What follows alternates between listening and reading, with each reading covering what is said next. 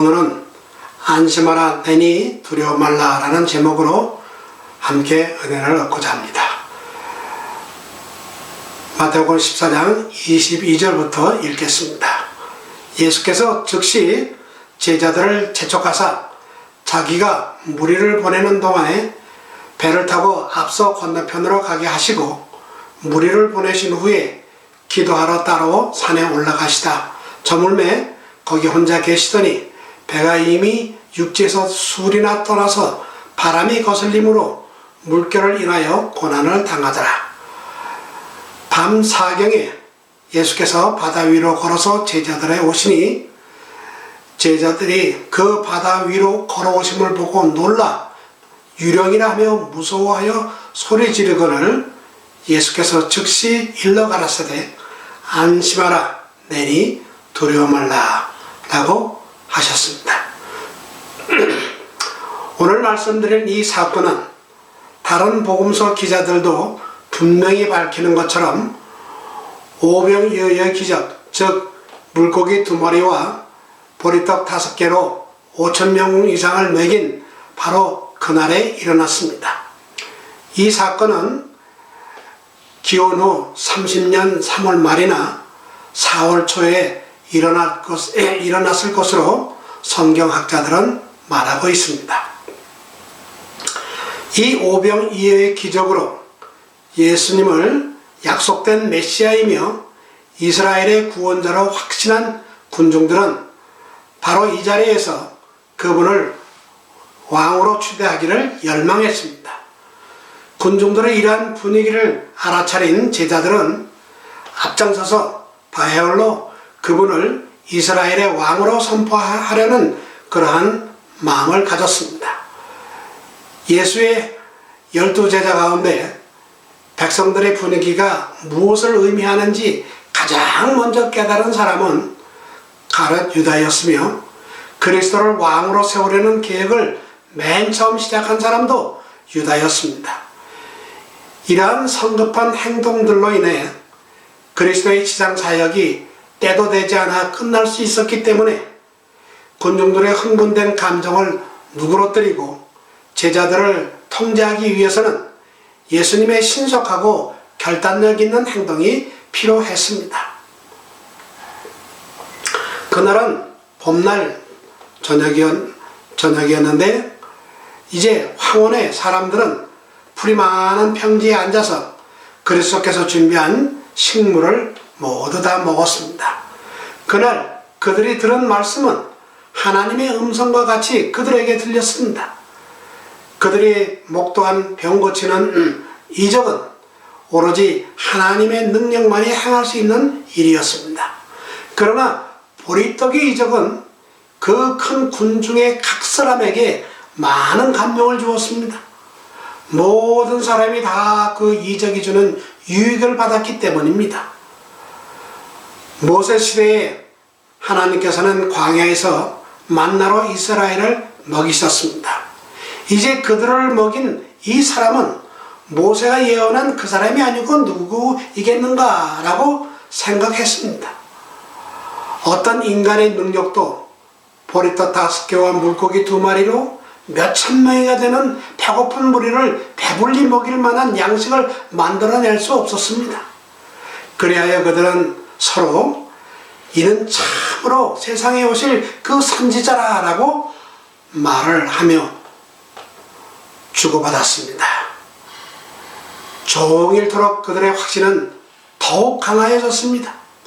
그 최고의 행위는 오래 기다렸던 구원자가 그들 사이에 계시다는 보증이었습니다. 백성들의 소망은 점점 부풀어 올랐습니다. 이분이야말로 유대를 지상에 나곤 젖과 꿀이 흐르는 땅으로 만드실 바로 그분이시다. 그는 온갖 소망을 만족시켜 줄 수 있으시다.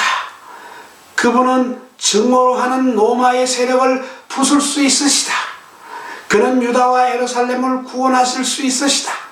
그는 국가들을 정복하여 오랫동안 추구하여 왔던 권세를 이스라엘에게 돌릴 수 있으시다. 이러한 생각을 한 백성들은 열광적으로 당장 예수를 왕으로 추대하려고 했습니다. 또한 그들은 예수께서 자신에게 주의를 이끄시거나 또 존경을 얻고자 조금도 노력하지 않으시는 것을 보았습니다. 이 점에 있어서 예수는 제사장들이나 관원들과는 근본적으로 다른 것을 그들이 깨달았습니다. 그러므로 백성들은 예수께서 결코 다윗의 보좌를 자신의 것으로 주장하지 않으실지도 모른다고 걱정했습니다. 그들은 의논한 결과 예수를 강제로 모셔다가 우리 이스라엘의 왕으로 선언하자고 의견을 모았습니다. 제자들은 주님께서 다윗의 보좌를 물려받을 정당한 분이라고 선동하는 데 있어서 무리들과 합세했습니다. 예수께서 이런 명예를 거절하시는 이유는 그분은 겸손하시기 때문이라고 그들은 말했습니다. 백성들은 저의 구원자를 높이도록 하자. 거만한 제사장과 관원들로 하나님의 권위를 입으신 분을 공경하지 않을 수 없게 만들자 라고 말했습니다. 그들은 저희의 목적을 추진하기 위해서 열심으로 계획했습니다. 그러나 예수께서는 그들 사이에서 무슨 일이 진행되고 있는지를 아셨으며 또 그들은 알 수 없었지만 이러한 운동이 어떤 결과를 초래할지를 아셨습니다. 그때도 제사장들과 관원들은 예수의 생명을 노리고 있었습니다. 그들은 그가 백성들을 그들에게서 떠나가게 한다고 예수를 비난했습니다. 예수님을 왕위에 초대하려는 노력에 폭력과 폭동이 뒤따를 것이고 그렇게 되면 영적 왕국의 사업은 방해를 받을 것이었습니다. 그래서 이 운동은 지체 없이 저지되어야 했습니다. 예수께서는 제자들을 불러 당신이 백성들을 해산시키는 동안 배를 타고 즉시 가버나움으로 돌아가라고 명령하셨습니다. 그러나 그리스도의 명령을 따르기가 이번처럼 제자들에게는 불가능하게 보인 적이 없었습니다. 예수께서는 조급하고 절박하지만 제자들은 주저하고 예수님의 명령을 마지못해 시행하고 있었습니다. 이렇게 제자들이 주저한 이유는 요한복음 6장 15절에 분명하게 나타나 있습니다. 거기에 무슨 말씀이 있습니까? 그러므로 예수께서 저희가 와서 자기를 억지로 임금 삼으려는 줄을 아시고 다시 혼자 산으로 떠나가시니라 라고 되어 있습니다. 제자들은 예수를 왕위에 앉히려는 대중운동을 오랫동안 원해왔었습니다. 이 모든 열정이 허지로 돌아간다는 것을 생각하니 제자들은 견딜 수가 없었습니다. 유월절을 지키기 위하여 모여든 군중들은 새 선지자를 보기를 갈망했습니다. 예수의 제자들에게는 이 시기가 저희 사랑하는 선생님을 이스라엘의 왕위에 앉히는데 황금 같은 귀한 기회처럼 보였습니다. 이 새로운 야심에 불타는 그들에게 있어서 저희만 떠나가고 예수를 홀로 그 황량한 해변에 남겨두기란 어려운 일이었습니다. 그들은 그 계획에 이의를 제기하였으나 예수께서는 그들을 향하여 전에 결코 취하지 아니하셨던 위험으로서 말씀하셨습니다. 그래서 그들은 더 이상 반대할지라도 소용이 없을 것을 알고 잠잠히 바다를 향하여 돌아섰습니다. 예수께서는 군중에게 해산을 명령하셨습니다. 예수의 태도가 매우 단호하였으므로 그들은 감히 불순종하지 못하였습니다. 그러자 찬송과 칭찬의 말이 그들의 입술에서 사라졌습니다. 예수를 붙잡으려고 막 나서다가 그들의 발걸음은 멈춰졌고 기쁘고 열성적인 표정이 그들의 용모에서 사라졌습니다. 그 무리 가운데는 심지가 굳고 결심이 굳은 사람들도 있었지만 왕자다운 예수의 태도와 몇 마디의 조용한 명령은 소동을 평정하게 하고 그들의 계획을 좌절시켰습니다. 그들은 예수께서 모든 지상의 권세 이상의 능력을 가지고 계심을 깨닫고 한마디의 질문도 없이 복종하였습니다. 그리하여 예수께서는 홀로 남게 되자 기도하러 따로 산에 올라가셨습니다. 예수께서는 여러 시간 동안 계속해서 하나님께 간구하셨습니다. 이 기도는 자신을 위해서가 아니라 사람들을 위한 것이었습니다. 예수께서는 사단이 사람들의 이해력을 어둡게 하고 판단을 그르치게 하지 못하도록 당신의 사명의 거룩한 본질을 그들에게 드러낼 능력을 얻기 위하여 기도하셨습니다. 구주께서는 지상에서 봉사하실 기간이 거의 끝난 것과 당신을 구주로 영접할 사람이 매우 드물 것을 아셨습니다. 괴롭고 투정하는 심령으로 그는 제자들을 위하여 또한 기도하셨습니다.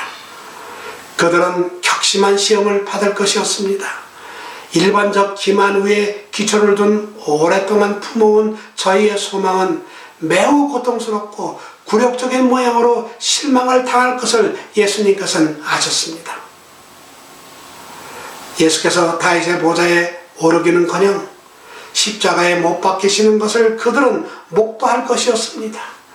사실은 이것이 예수님의 참된 대관식이 될 것이었습니다. 그러나 제자들은 이것을 식별하지 못하였기 때문에 저희가 시험이라고 인정하기가 곤란한 격렬한 시험이 닥칠 것이었습니다. 지력을 깨우치고 이해력을 넓혀주는 성령이 아니면 제자들의 믿음은 타락할 것을 예수님은 또한 아셨습니다. 예수님의 나라에 대한 제자들의 관념이 세상의 세력을 넓히고 명예에 몹시 국한되어 있다는 사실은 예수님에게 고통스러운 일이었습니다. 그들을 생각하는 마음의 짐이 무거웠으므로 그분은 쓰라린 고뇌와 눈물로서 탄원하셨던 것입니다. 제자들은 예수께서 분부하신 대로 즉시로 출범하지 아니하였습니다. 그들은 예수께서 저들에게 오실 것을 바라면서 얼마 동안 배에서 기다렸습니다. 그러나 벌써 암흑이 온 것을 보고 그들은 배를 타고 바다를 건너 가버나움으로 떠났습니다. 그들은 예수를 저희의 구주로 시인한 이후 그 어느 때보다도 예수님에 대하여 참을 수 없는 불만스러운 마음으로 예수님을 뒤에 두고 떠났습니다. 그들은 예수께서 자신을 왕으로 선포하는 것을 허락하지 아니하셨다는 이유로 불평을 했습니다.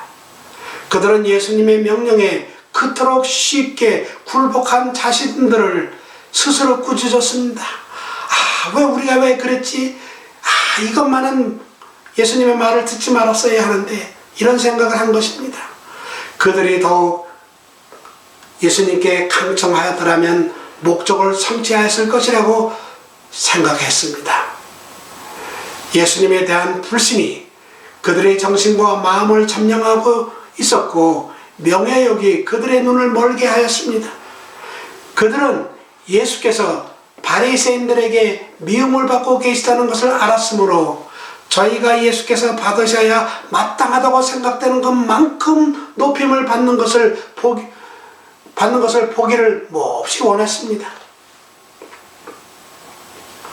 능력 있는 이적을 행할 수 있는 선생님과 함께 있으면서도 속이는 자들이라는 비방을 받는 것은 제자들로서는 견디기 어려운 시련이었습니다. 그들은 과연 항상 거짓 선지자를 따르는 자들이라는 말을 계속 들어야 할 것인가?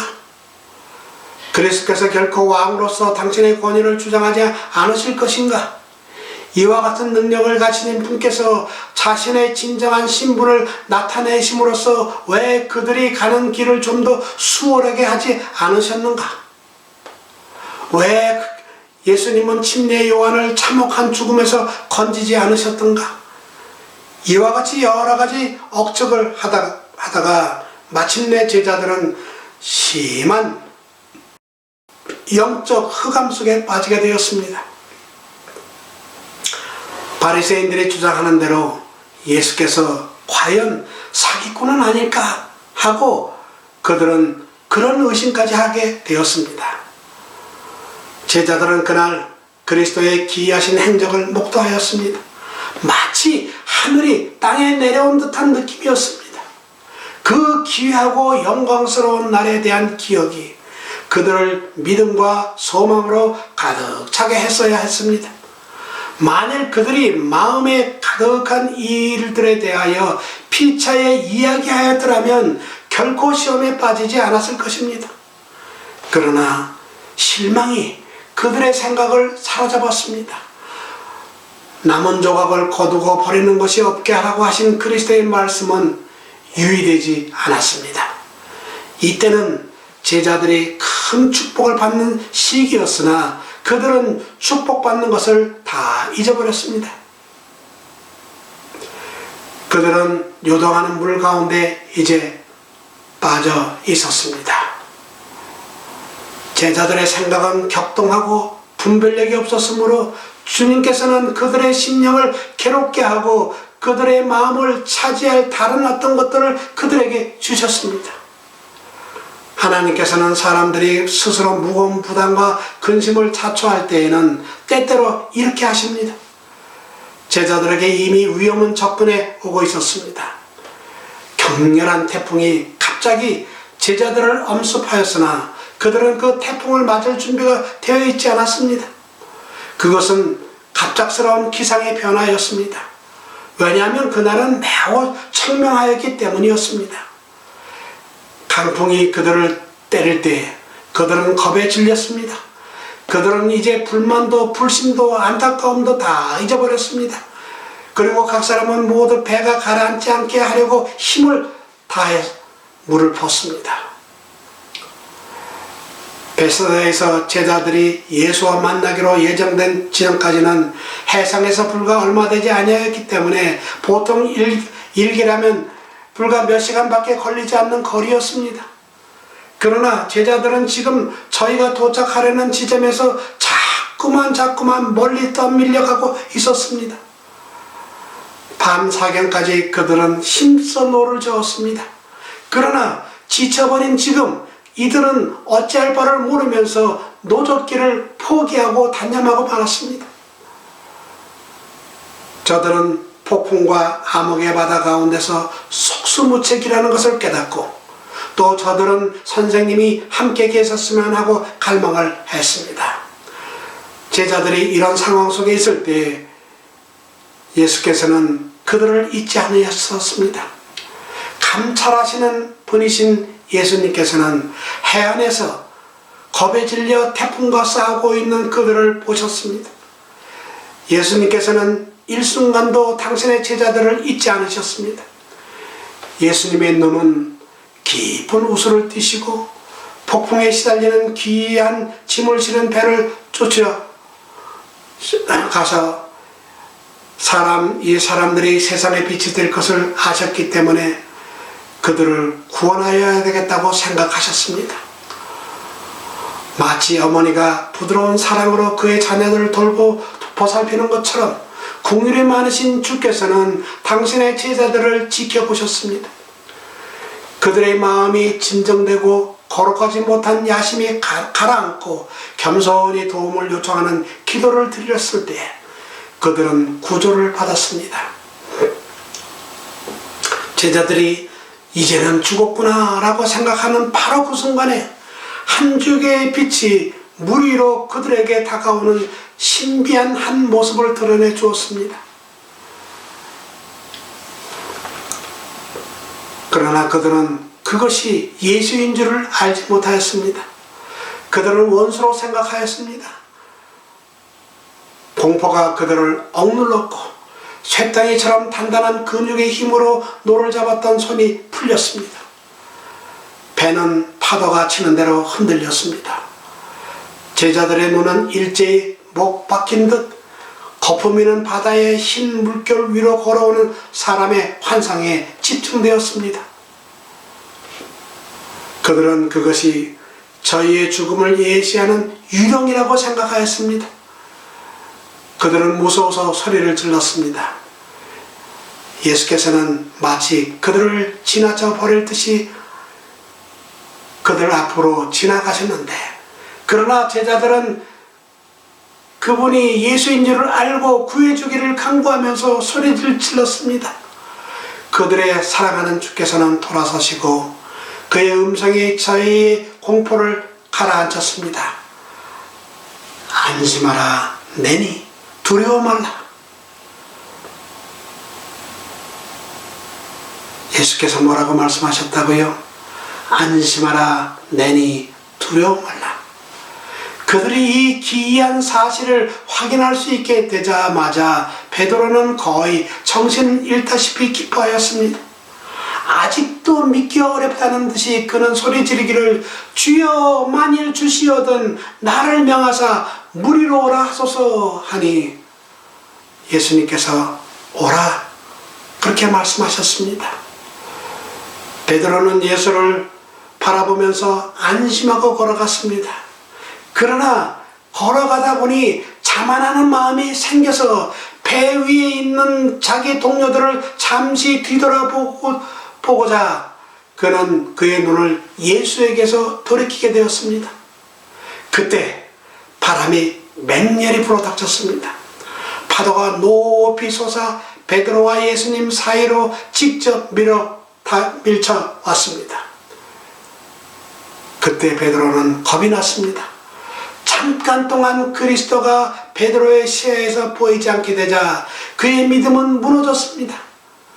그러자 그는 물에 빠지기 시작하였습니다. 그러나 물결이 그를 삼키려 할 때에 베드로는 그의 눈을 성난 물결에서 돌이켜 위를 쳐다보고 예수께 고정시키며 주여 나를 구원하소서라고 외쳤습니다. 그 말을 들은 예수께서는 즉시 내민 손을 붙잡으시면서 믿음이 적은 자여 왜 의심하였느냐 라고 말씀하셨습니다. 베드로는 구주의 손을 잡고 나란히 걸어서 배 안으로 들어왔습니다.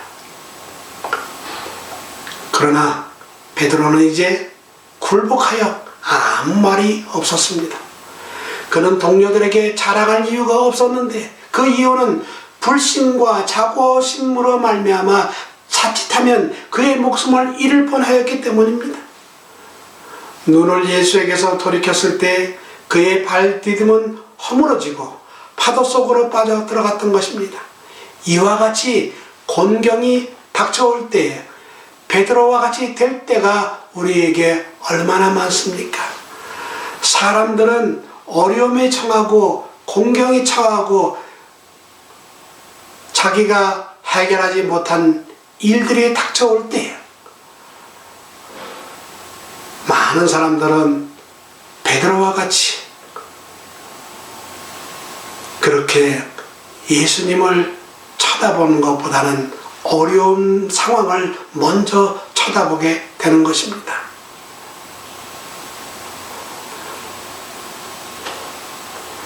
많은 경우에 사람들은 그들의 눈을 구주께 고정시키는 대신에 파도를 쳐다봅니다. 그러면 그들의 발걸음은 미끄러지고 교만한 물결은 영혼을 뒤덮습니다. 그러나 예수께서는 베드로에게 당신께 오라고 명령하셨고 그를 죽도록 내버려두지 않으셨습니다. 예수께서 당신을 따르라고 우리를 부르신 것은 그 후에 우리를 버리시기 위해서가 아닙니다. 하나님께서는 우리에게 말씀하십니다. 너는 두려워 말라. 내가 너를 구속하였고 내가 너를 지명하여 불렀나니 너는 내 것이라. 내가 물 가운데로 지날 때에 내가 함께할 것이라. 강을 건널 때에 물이 너를 침몰치 못할 것이며 내가 불 가운데로 행할 때에 타지도 아니할 것이요 불꽃이 너를 사르지도 못하리니 대전하는 여호와 내 하나님이요 이스라엘의 거룩한 자요 내 구원자임이라 라고 하나님이신 예수께서는 말씀하셨습니다. 여러분, 예수님께서는 제자들의 품성을 다 아셨습니다. 그분은 제자들의 믿음이 얼마나 격심한 시험을 당할 것인지도 아셨습니다. 그리고 바다에서 일어난 이 사건을 통하여 예수님께서는 베드로에게 그의 연약함을 보여주기를 원하셨습니다. 곧 언제나 하나님의 능력을 의지함으로써만 그가 안전할 수 있다는 것을 보여주기를 원하셨습니다. 시험의 폭풍 가운데서 베드로는 자신을 전혀 믿지 아니하고 구주께 의지할 때만 안전하게 행할 수 있었습니다. 베드로가 약하였던 것은 자신을 강하다고 생각한 바로 그때였습니다.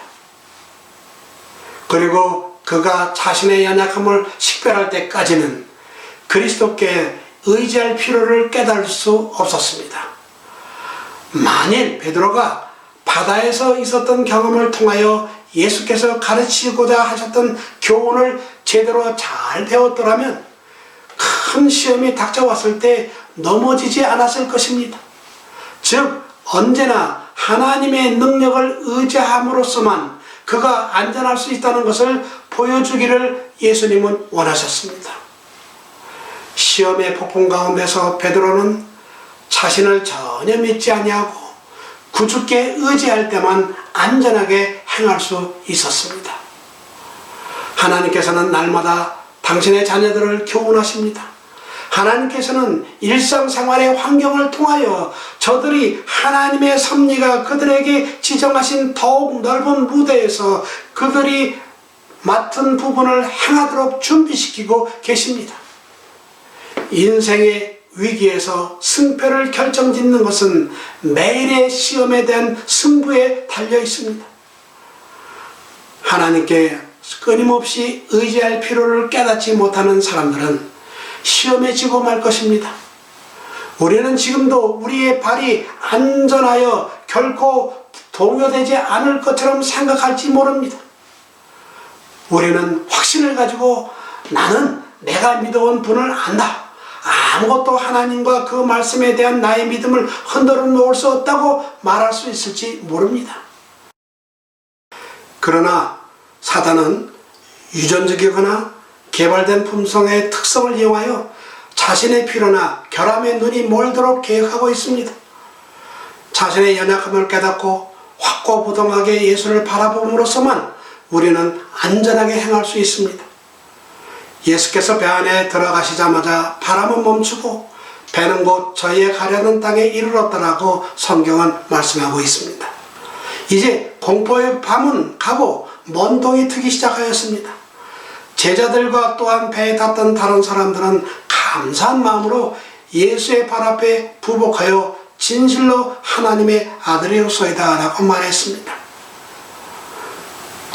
우리에게 하신 예수 그리스도의 말씀은 지구 역사의 종말에 이르기까지 생생하게 살아있을 것입니다. 이런 일이 되기를 시작하거든 일어나 머리를 들라 너희 구속에 가까웠느니라. 국가들은 불안한 가운데 있으며 혼란의 시기가 우리에게 임하고 있습니다. 바다의 파도는 울고 있으며 사람들의 심령은 세상에 임할 일들을 생각하고 두려워함으로 낙담하고 있습니다. 그러나 하나님의 아들을 믿는 사람들은 폭풍 속에서도 내니 두려워 말라는 그 말씀하신 주님의 음성을 듣게 될 것입니다. 우리는 며칠 전에 9/11 테러가 일어난 지 벌써 19년째가 된 것을 기억합니다. 그때 9/11 테러로 인하여 미국의 세계 무역센터가 무너지게 되었을 때 수천 명이 죽었고 수만 명이 그것으로 인하여 질병에 걸렸습니다. 그런데 그 붕괴된 건물 더미 안에서 27시간 만에 구출된 지넬 거즈만이라는 흑인 여성이 있었습니다.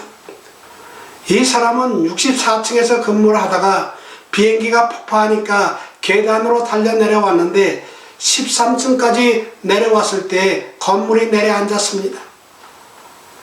그때 이 지넬 거즈만은 이제 난 죽었구나 라고 생각을 했답니다. 그런데 그 순간 어머니가 생각이 났습니다. 어머니는 늘 간절히 기도하는 어머니였습니다. 그러나 본인은 그렇게 열심히 있는 신앙인이 아니었습니다. 그런데 어머님이 늘 자기를 위하여 기도하시고 자기를 교회로 데려가기를 힘쓰셨던 어머니 생각이 났던 것입니다. 그래서 그 순간 자기가 회개하며 하나님의 도우심을 간구했습니다. 하나님, 저는 하나님을 믿지 않았습니다. 오히려 하나님을 탓하며 살았습니다. 그러던 제가 이제 하나님께 도움을 구합니다. 그 순간입니다. 무너진 틈 사이로 희미한 불빛이 들어왔는데 이 게리 거즈만은 움직일 수가 없었습니다. 그 건물 더미 속에서 무너진 그 건물 더미의 조그만 틈 속에서 빛이 들어오는데 전혀 자기는 움직일 수가 없었습니다. 그래서 기도합니다. 하나님, 가까이 계셔 주세요. 제 곁에 머물러 주세요. 하나님, 이곳을 빠져나가지 못할지 모릅니다. 기적이 없이는 안 되겠어요. 하지만 저는 하나님을 그때 만났습니다. 그것이 정말 기적입니다. 그래서 거즘에는 하나님, 모든 것이 하나님 뜻대로 되기를 원합니다 라고 기도를 다시 했습니다. 이 기도가 끝나자 구조대의 소리가 들려왔습니다. 지넬이 외쳤습니다. 누가 없어요? 다리가 끼어 움직일 수 없어요. 도와주세요. 그때 다시 소리가 들립니다. 내가 불을 비추고 있는데 보입니까? 안 보여요. 그러면 제 손이 보이나요? 간신히 손을 뻗은 손은 누군가가 잡는 것을 느꼈습니다. 누구세요? 걱정 마세요. 이제 곧 구조될 것입니다. 제 이름은 폴입니다. 그녀가 구조되는 순간까지 폴은 말을 건네며 용기를 주었습니다. 얼마 후 구조된 그녀는 인터뷰가 끝난 후 구조대원들을 만나게 되어 폴이라는 구조대원을 찾았습니다. 그런데 그 구조대에 그런 이름을 가진 사람이 없다는 것입니다. 과연 폴은 누구였을까요? 그래서 지넬은 생각하기를, 하나님께서 천사를 보내셨구나. 그래서 이 지넬의 간증이 모든 신문의 기사로 나왔습니다. 하나님께 영광을 돌릴 일 아닙니까? 그 죽음의 문턱에서 하나님께서 천사를 보내셔서 그를 위로하시고 격려하시고 힘을 주시고 27시간 동안이나 그 건물 덩어리 밑에 갇혀 있다가 구출받은 마지막 생존자가 되게 하셨던 것입니다. 여러분, 주님은 이런 절대 절망 가운데서 오셔서 우리에게 격려해 주시고 용기를 주시고 그리고 구출해 주시는 분이십니다. 그리고 말씀하십니다. 안심하라, 내니 두려워 말라. 또한 하나님께서는 신명기 31장 8절에는 해서 여호와 그가 내 앞서 행하시며 너와 함께 하사 너를 떠나지 아니하시며 버리지 아니하시리니 너는 두려워 말라, 놀라지 말라고 하셨습니다. 사랑하는 성도 여러분, 하나님께서는 항상 여러분 옆에 계십니다. 여러분의 삶을 인도해 주십니다. 어떤 풍랑이 다가와도, 어떤 어려움이 다가와도, 어떤 절망적인 상황이 다가와도 주님이 함께 하셔서 절망적인 풍랑이 여러분을 삼키지 못하게 해 주실 것입니다. 그리고 승리를 여러분에게 주실 것입니다. 그러므로 오직 우리는 예수님만 바라보고 나아가는 성도님들이 되시기를 주님의 이름으로 축원합니다. 기도하겠습니다. 거룩하신 아버지, 어떠한 상황에서도 어떤 어려움이 있을지라도 우리와 함께 하시겠다고 약속해 주신 하나님 감사합니다. 또한 내니 두려워 말라라고 말씀하신 예수님이 우리 가까이 계심을 인하여 감사합니다. 아버지, 우리가 그 말씀을 온전히 의지하며 살아갈 때 우리에게 힘과 용기가 되고 또한 하나님의 우리와 함께 계심으로 인하여 마음에 절망이라는 것이 없게 해주신 것 감사합니다. 주여 감사합니다. 도와주시옵소서. 축복하여 주시옵소서. 예수님의 이름으로 간절히 간구합나이다. 아멘.